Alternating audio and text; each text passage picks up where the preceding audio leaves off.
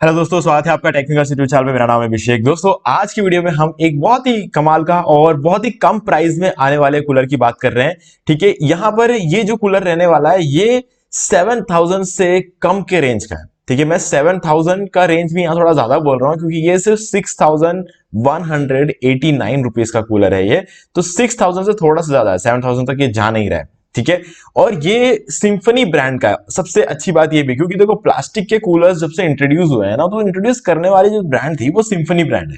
ठीक है, और सिंफनी ब्रांड के आने के बाद बाकी सारे ब्रांड्स जो है उन्होंने जो है अपने कूलर्स बेचना शुरू किया। हाँ, डेफिनेटली सिंफनी ब्रांड के कंपटीशन में बहुत ही तगड़े तगड़े ब्रांड्स है। अगर हम बात कर ले क्रॉम्पटन की, बात कर ले बजाज की, बात कर ले, खासकर की बजाज का डीएमएस 95 लीटर वाला कूलर कमाल है मतलब।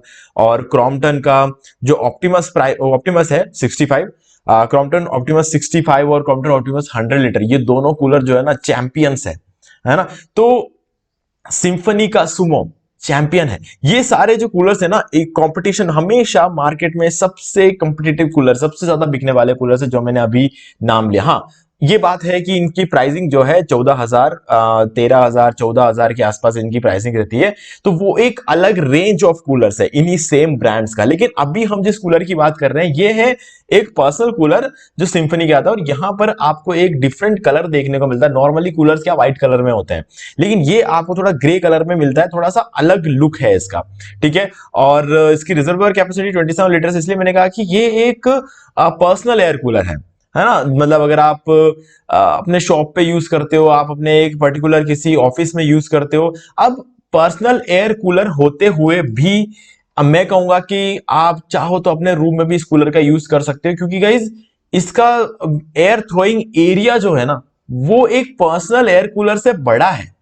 इसीलिए ये कूलर थोड़ा खास बन जाता है, इसीलिए इसकी प्राइस 5000 से ऊपर है। अगर वो एरिया थोड़ा छोटा होता ना तो इसकी प्राइस जो है 4800, 4900 के आसपास ही रहता, उससे ऊपर ये दे नहीं सकते थे, क्योंकि इसका एयर थ्रोइंग एरिया बड़ा। अगर एयर थ्रोइंग एरिया बड़ा है तो गाइस डेफिनेटली एक 200, 250, 300 स्क्वायर फीट के रूम के लिए भी जो है ये कूलर सफिशियंट रह जाता है। तो इसीलिए इस कूलर की प्राइसिंग 1000 रुपए ज्यादा है नॉर्मल पर्सनल एयर कूलर से।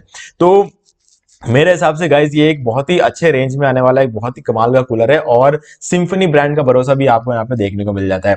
बाकी गाइज इसका जो लिंक है मैं आपको डिस्क्रिप्शन में दे रहा हूं, अगर आप किसी और कूलर के साथ कंपेयर करना चाहते हो तो कंपेयर कर सकते हो, लिंक डिस्क्रिप्शन में मिल जाएगा। और अगर आप हमारे लिंक के थ्रू परचेस करते हो तो आप इस चैनल को ग्रो करने में हेल्प करते हो। अगर आप ऐसा करते हो तो गाइज आने वाले टाइम में हम आपके लिए हर एक प्रोडक्ट, जो भी हम वीडियो बनाते हैं, सारे प्रोडक्ट की प्रॉपर अनबॉक्सिंग करेंगे। और इसके अलावा आप जिस भी प्रोडक्ट का डिमांड करोगे तो ऑन डिमांड वीडियोस भी बनाए जाएंगे, सिर्फ एक कमेंट के बेस पर भी। ठीक है, अगर आप एक कमेंट भी आता है तो उस पर्टिकुलर प्रोडक्ट को हम खुद खरीदेंगे और अनबॉक्सिंग करके दिखाएंगे। बस आपको जो है इस चैनल को सपोर्ट करना, जैसे आप कर सकते हो। आप चाहो तो हमारे लिंक से कुछ खरीद सकते हो, जब आपको कुछ खरीदना हो। आप वीडियो को लाइक करो, भले ही वीडियो पे कमेंट कर दो, अच्छा है बुरा है जो कुछ भी है कमेंट कर दो, या फिर चैनल को सब्सक्राइब करके बेल आइकन को प्रेस करो। आप कुछ भी करो, हर तरह से ये हमारे लिए एक सपोर्ट बना रहेगा इस चैनल को आगे ले जाने में।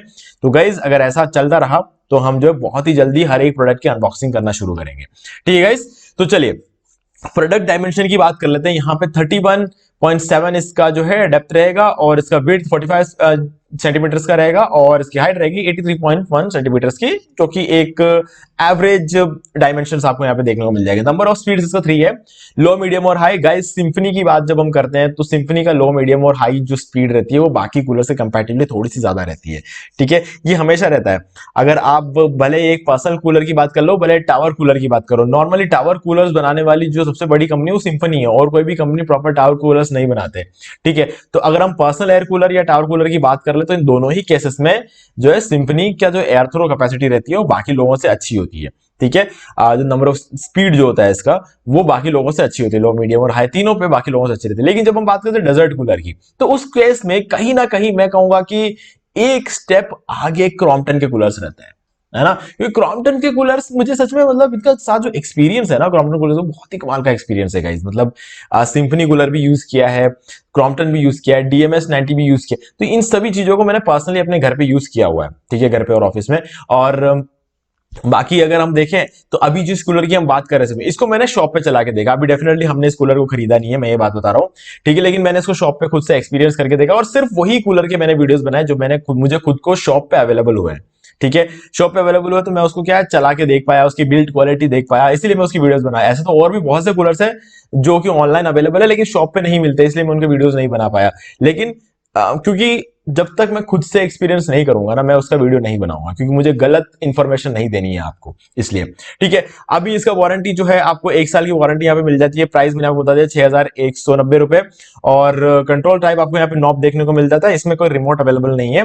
ज्यादातर कूलर्स में जो है रिमोट अवेलेबल नहीं होता, और यहाँ पर आपको फैन की जगह ब्लोअर देखने को मिलता है, जो कि एक अगेन एक बहुत अच्छी बात है।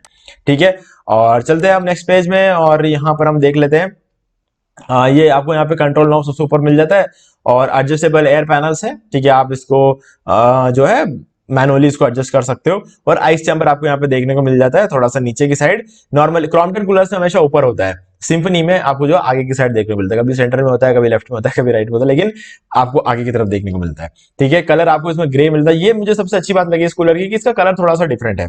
ठीक है, और हर कूलर का कलर व्हाइट ही व्हाइट देख देख के मतलब यूज है और थोड़ा पक गए वैसा लगता है, लेकिन अब थोड़ा इस कूलर का जो कलर है वो हमको थोड़ा बेटर देखने को मिलता है। और क्रॉम्पटन का एक और 75 लीटर का ओजोन करके कूलर है, वो भी थोड़ा सा अच्छा लुक आता है उसमें, जो है आपको थोड़ा सा टील ग्रीन कलर जो है ना, टील आपको देखने को मिल जाता है, और व्हाइट और टील का थोड़ा कॉम्बिनेशन रहता है, तो वो भी मुझे काफी बढ़िया लगा। और ऑप्टिमस की तो कोई बात ही नहीं है, मतलब वो तो ब्लैक एंड व्हाइट में आता है और एकदम प्रीमियम लगता है क्रॉम्पटन ऑप्टिमस कूलर। ठीक है, अब मॉडल नेम अगर बात कर लें, यहाँ पर आपको हाई फ्लो, आप अगर शॉप पे जाके बोलते हो सिंफनी हाई फ्लो तो आपको ये कूलर बताएंगे, तो ये इन नाम आप जरूर नोट करके रख ले अगर आप शॉप पे लेना चाहते हो। बाकी ऑनलाइन लेना चाहते हो लिंक आपको डिस्क्रिप्शन में मिल ही जाएगा। और वोल्टेज आपको 230 वोल्ट पे काम करता है। ये आइटम वेट है इसका 7 किलो, यहाँ पे 8 किलो भी मान सकते हो इसको। ठीक है, स्टैंड बाय पावर कंजप्शन है 150 वॉट, जो कि बहुत ही कम एरिया और कम है। और फ्लोर एरिया की बात कर ले तो 57 क्यूबिक मीटर्स में है ये। अब गाइस देखो क्यूबिक मीटर में है, ध्यान से देखना, ये कोई स्क्वायर फीट नहीं है कि आपको लगेगा अरे इतना कम है। गाइस ये बहुत ज्यादा है ना, क्यूबिक मीटर्स बहुत ज्यादा है। हम बात कर रहे हैं एक तो मीटर की, 1 मीटर के अंदर 2.5 फीट होता है ना, तो आप 57 को 2.5 से डायरेक्टली मल्टीप्लाई कर दो, तो ये सीधे सीधे आप फीट में अगर इसको कन्वर्ट करेंगे तो ये हो जाएगा लगभग 150 स्क्वायर फीट के हिसाब से ही हो जाएगा। फिर हम बात कर रहे हैं यहाँ पे क्यूबिक मीटर्स की, ये स्क्वायर मीटर नहीं है, क्यूबिक मीटर है। ठीक है, क्यूबिक 3 डायमेंशनल होता है और स्क्वायर जो है वो 2 डायमेंशनल होता है, तो क्यूबिक काफी ज्यादा होता है, हम जितना इमेजिन कर सकते हैं ना उससे भी कहीं ज्यादा होता है। और क्यूबिक मीटर है उल्टा, तो वो भी बहुत होता है। उस हिसाब से अगर हम देखें तो 300 स्क्वायर फीट के रूम के हिसाब से अगर हम इसको स्क्वायर फीट में कन्वर्ट करें तो 300 स्क्वायर फीट के रूम के हिसाब से आराम से ये कूलर काम कर जाता है, तो ये कंपनी का दावा है। और मैं खुद भी, मुझे भी ऐसा लगता है जब मैं इसके सामने खड़ा था शॉप में, तो मुझे भी खुद को ऐसा लगा कि हाँ डेफिनेटली ये चीजें कर सकती है। और आइस चैम्बर भी आपको मिल जाता है, जो कि मैंने ऑलरेडी बात कर ली है। अब यहाँ पर आपको जो है इसमें जो हनी कॉम पैड लगा होता है, ये सिर्फ पीछे की साइड है, आपको लेफ्ट और राइट साइड में देखने को नहीं मिलेगा। लेकिन गाइस हनी कॉम पैड बहुत ही high efficiency honey comb pad है। ठीक है, ये मतलब बैक्टीरियल फिल्टर आपको यहाँ पे देखने को मिल जाता है, और काफी तरह के, मतलब अगर आप इंसेक्ट्स की बात कर ले, बैक्टीरिया की बात कर ले, डस्ट फिल्टर की बात कर ले, और अरोमा यानी कि जो है स्मेल वगैरह उसकी अगर हम बात कर ले, तो इन सभी तरह से आपको जो है प्रोटेक्ट करता है ये हनीकॉम पैड। ये एक नॉर्मल हनीकॉम पैड नहीं है, ये बहुत ही पावरफुल हनीकॉम पैड है। ठीक है, और ये चीज जो है ना, ये जो हमें आईपीओ टेक्नोलॉजी, एक तरह से यहाँ पर हमें आईपीओ टेक्नोलॉजी देखने को मिलती है। आईपीओ टेक्नोलॉजी के अंदर 3-3 फिल्टर लगे होते हैं। ठीक है, और ये सारी टेक्नोलॉजी हमें सिर्फ सिंफनी में देखने को मिलती है, और कोई भी कूलर जो है हमें आईपीओ टेक्नोलॉजी नहीं देता है। पावर कॉर्ड बाइंडर, हाँ डेफिनेटली बैक्टीरियल प्रोटेक्शन तो हर जगह मिलता है। ठीक है, और डस्ट फिल्टर भी हमें कुछ हद तक दूसरे कूलर्स में देखने को मिल जाता है। ठीक है, तो यहाँ पर जो है आपको 3 लेयर ऑफ प्रोटेक्शन देखने को मिलता है, स्मेल फिल्टर सब कुछ आपको यहाँ मिल जाता है। ठीक है, पावर कॉर्ड बाइंडर आपको यहाँ पे मिल जाता है कि आप अपने जो पावर कॉर्ड है, इसमें जो आपका केबल है जो आपको आता है प्लग, उसको आप यहाँ पर जो है वाइंड करके रख सकते हो। ठीक है, और ओवरफ्लो आउटलेट आपको यहाँ पे देखने को मिल जाता है पीछे की साइड, और वाटर रिलीज आपको यहाँ पे मिल जाता है कूलर के नीचे की तरफ। थोड़ा यूनिक डिजाइन है यार गाइस, क्योंकि अगर मैं देखूं नॉर्मली दूसरे कूलर्स में क्या होता है, ओवरफ्लो आउटलेट भी पीछे की साइड होता है, और वाटर रिलीज यानी कि जो ड्रेनिंग होता है, और ड्रेनिंग का ऑप्शन भी पीछे की साइड ही मिल जाता है। अब मुझसे अगर पर्सनली अगर आप पूछोगे, देखो सिंफनी अपनी क्वालिटी को हमेशा मेंटेन करता है, इस चीज में कोई डाउट नहीं है, लेकिन है तो बनाता तो कोई इंसान ही है ना। तो ऐसे में अगर मान लो कि पीछे की साइड अगर ड्रेनिंग का ऑप्शन है तब तो ठीक है, लेकिन अगर नीचे की साइड ड्रेनिंग का ऑप्शन अगर देते हैं तो हमें ये चीज देखने की बात है कि मतलब कितना प्रॉपर इसका जो है यूसेज होता है, क्योंकि नीचे की साइड देना एक हमेशा एक रिस्की फैक्टर हो सकता है। है ना, टैंक में पानी बहुत ज्यादा है, तो इस वजह से कहीं ना कहीं नीचे किसी तरह का लीकेज की टेंशन हमें लग सकती है। लेकिन गाइस मैं आपको बताऊं, ड्रेन तब तक नहीं होगा जब तक आप ड्रेन फंक्शन को ऑन नहीं करोगे। ड्रेन प्लग को आप रिमूव नहीं कर देते और ड्रेन फंक्शन को आप ऑन नहीं कर देते, तब तक पानी जो है वो ड्रेन नहीं होगा। ठीक है, तो ये चीज आपको समझने की जरूरत है। नीचे एक ड्रेन प्लग दिया है, वो ड्रेन प्लग खुल भी सकता है अपने आप, है ना, ड्रेन प्लग अपने आप खुल भी सकता है। क्योंकि देखो ड्रेन प्लग एक अलग चीज है कि आप ये सोचोगे कि ओके ड्रेन प्लग है, जब तक निकालेंगे तब निकालेगा। देखो तो इंसान बनाता है चीजें, है ना, कहीं भी थोड़ा सा अगर डिफेक्ट वगैरह हो जाता है ड्रेन प्लग अपने आप निकल सकता है। लेकिन गाइस ये बात हमेशा याद रखना, ड्रेन जब तक नहीं करोगे तब तक ड्रेन नहीं होगा। ड्रेन होता कैसे है? पंप से ही होता है, पंप ही कराता है ड्रेन भी, है ना। अगर आप क्रॉम्पटन कूलर की बात करें तो मैं उस पर एक अलग से वीडियो बनाऊंगा, क्रॉम्पटन में ड्रेन करके बताऊंगा मैं आपको, मेरा पास पड़ा हुआ कूलर, तो मैं आपको ड्रेन करके दिखाऊंगा। जब तक हम उस ड्रेन को ऑन नहीं करते तो ड्रेन नहीं होता है। ठीक है, तो ये चीज रहती है। और यहां पर हमें मिल जाता है कैस्टर व्हील्स, ठीक है, जो कि आपका जो है 180 डिग्री में घूमता है। मतलब 180 डिग्री मतलब एक तरह से यूं कह सकते हैं कि हम इसको 360 डिग्री भी कह सकते हैं, क्योंकि आप कहीं भी घुमा सकते हो इसको।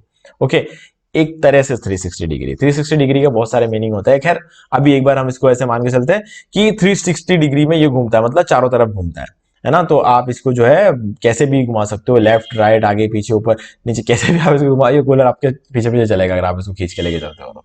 ठीक है, इंक्लूडेड कंपोनेंट्स की बात कर ले तो यहाँ पे 1 यूनिट ऑफ एयर कूलर मिल जाता है और 4 यूनिट ऑफ कैस्टर व्हील आपको यहाँ पे देखने को मिल जाता है। नॉइस लेवल 36 dB जो कि बहुत ही कम है। और वाटर आइस इनलेट आपको आगे की तरफ देखने को मिल जाता है। वाटर आउटफ्लो जो है आपको पीछे की तरफ मैंने बता दिया। High efficiency honeycomb pads, honeycomb pads mainly क्यों यूज होता है, क्योंकि पहले के टाइम पे जो वूल पैड्स होते थे ना, वूल पैड्स डेफिनेटली अच्छे थे, मैं ये नहीं कहता कि वूल पैड्स में कोई बुराई थी, लेकिन हनीकॉम्ब पैड्स थोड़ा सा और है ना वेल बिल्ट है। और हम कह सकते हैं कि हनीकॉम्ब पैड्स की कुछ खासियत है, जैसे कि पानी को अब्सॉर्ब करने की स्पीड, मतलब आधे मिनट 30 सेकंड के अंदर अंदर ये पूरा हनीकॉम्ब पैड जो है पानी को अब्सॉर्ब करके गीला हो जाता है। तो एक तो इसके वजह से कूलिंग देखने को मिलती है, लेकिन इससे भी इंटरेस्टिंग फैक्टर एक और है। अब क्योंकि 30 सेकंड के अंदर अंदर हनीकॉम्ब पैड पूरा गीला हो चुका होता है, तो और ज्यादा वाटर अब्सॉर्ब नहीं कर सकता जल्दी जल्दी। अब्सॉर्ब तो डेफिनेटली करता ही है, तभी तो कूलर चलता है पूरे दिन और इसीलिए पानी खाली होता है। लेकिन गाइस हनीकॉम्ब पैड पूरा का पूरा जो है पानी बहुत जल्दी अब्सॉर्ब, एक बार अब्सॉर्ब करने के बाद फिर जल्दी जल्दी अब्सॉर्ब नहीं करता है, क्योंकि ऑलरेडी अब्सॉर्ब हो चुका है ना। ज्यादा गर्मी होगी तो करेगा, लेकिन उसके बीच में फिर भी पानी तो घूम ही रहा है ना उसके बीच में, है ना, क्योंकि ऊपर से पानी रेगुलर आ ही रहा है, तो उस पानी को वो होल्ड करके रखता है अपने बीच में।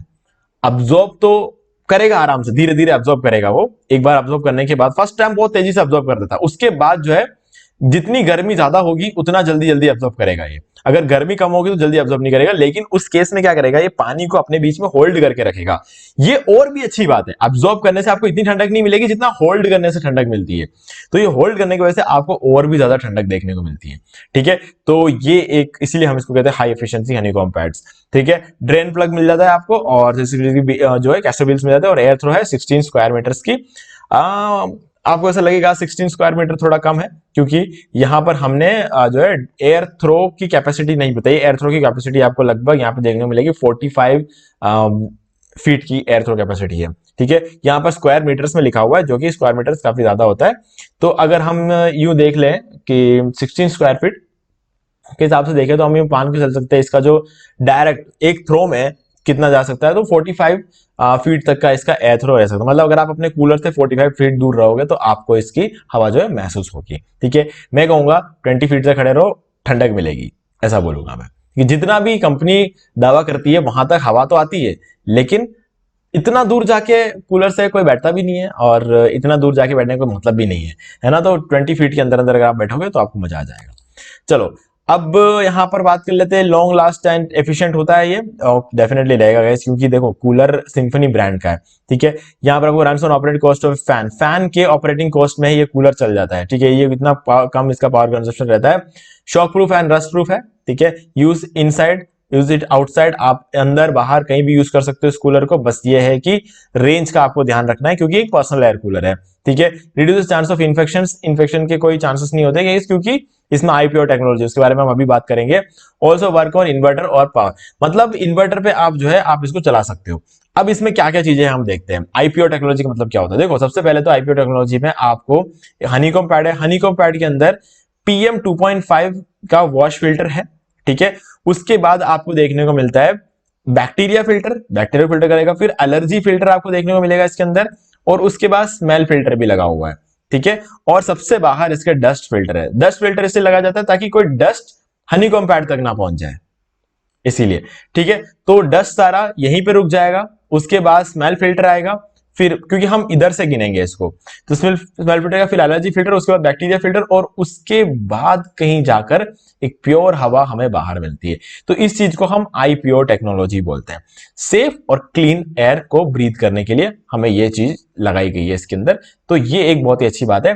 हाँ, बस इसमें एक बात ये है कि हनीकॉम्ब पैड आपको सिर्फ पीछे की साइड देखने को मिलेगा, बाकी दोनों साइड जो है इसके क्लोज रहने वाले हैं, ठीक है, क्योंकि इस कूलर छोटा है ना, तो इसीलिए बाकी दोनों साइड क्लोज है। लेकिन ये सफिशिएंट है क्योंकि पीछे का पूरा एरिया हनीकॉम्ब पैड से जो है बना हुआ है, तो आपको कूलिंग में कहीं कोई जो है कॉम्प्रोमाइज होते हुए देखने को नहीं मिलेगा, ठीक है। तो अब सारी चीजें मुझे उम्मीद है कि आपको क्लियर हो गई। कोई भी डाउट हो तो कमेंट करके पूछ सकते हैं। वीडियो को लाइक जरूर कर दो, चैनल को सब्सक्राइब करके बेल आइकन जरूर प्रेस कर ले, क्योंकि इसी से हमारे आगे आने वाली वीडियोस के भी नोटिफिकेशन आपको मिलते रहेंगे। तो गाइस, अब लिंक डिस्क्रिप्शन में है, अब आप जाके इसको परचेज कर सकते हो, या फिर किसी दूसरे कूलर के साथ आप कंपेयर कर सकते हो।